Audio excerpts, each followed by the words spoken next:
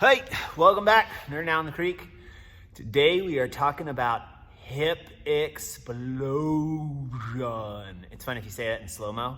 It's actually really fun to video people doing this in slow-mo. Check out the Instagram feed or Instagram story on fairwindscrossfit.com.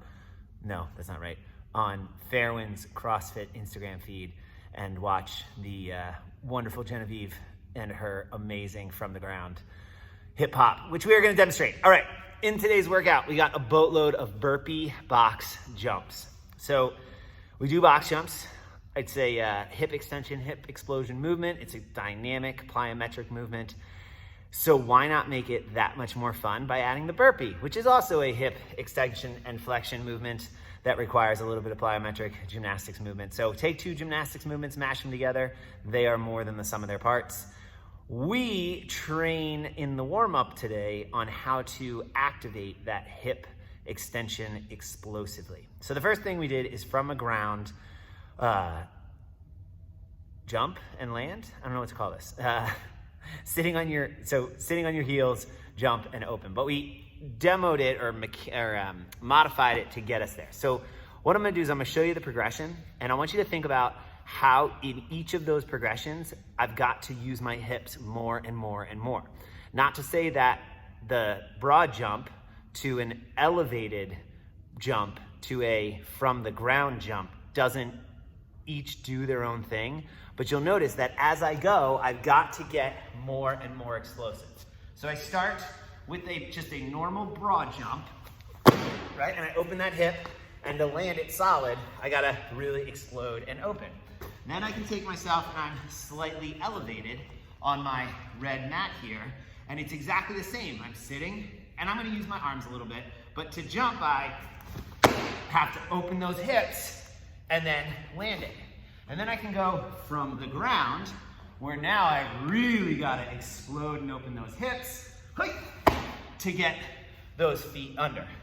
To where, if somebody's really good at that, we can take and load them up. I'm just gonna use my crossed arms, where now I remove the arms, and we can take a 10-pound plate, 20-pound dumbbell, something, and put it here, and you've really got to, I cheated a little bit and used my hands. They kind of came off my shoulders, but you really got to use those hips and explode open.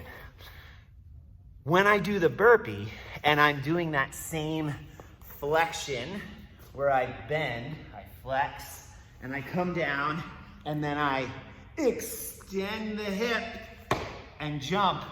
Wait, it's almost the exact same flex, extend, flex to do the box jump. So when I do that burpee, I've fired up and activated that same flexion, extension, flexion, flexion, extension, flexion. And we kind of lose me in the frame at the top there, but hopefully you're still able to see my hips. It is all about that explosive hip motion. And if we are using a lot of quads, a lot of jumping and landing on our toes, if you are jumping and landing on your toes, jumping from and landing on your toes, what that is telling you is that you are probably not getting that hip hinge and hip opening, flexion and extension movement.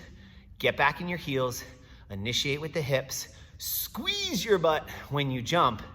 And a cue I gave today is jump tall. And what that means is, instead of when I jump, I stay bent over, right?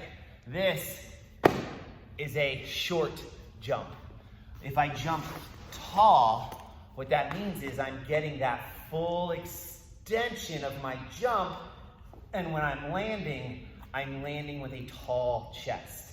So if I jump short, I have a tendency to catch the edge of the box with my toes, right? And there I am, I'm landing way forward on my toes, I almost missed the box, versus jump tall, and I land full foot, under control, nice and stable. Crappy camera angles today, it's all right. Nerding still happened. Hip flexing still happened. It's all in the hips, Happy. See you on the creek.